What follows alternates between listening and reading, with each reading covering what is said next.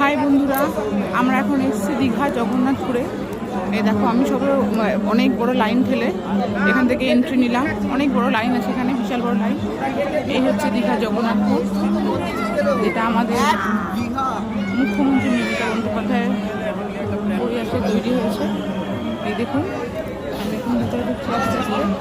এই যে জগন্নাথ মন্দিরের সৌন্দর্য।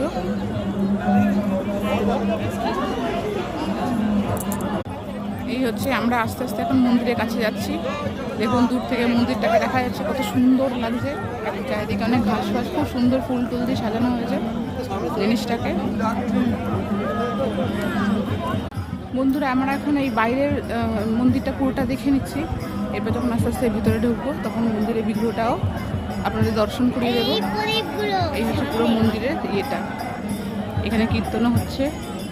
হরে কৃষ্ণ।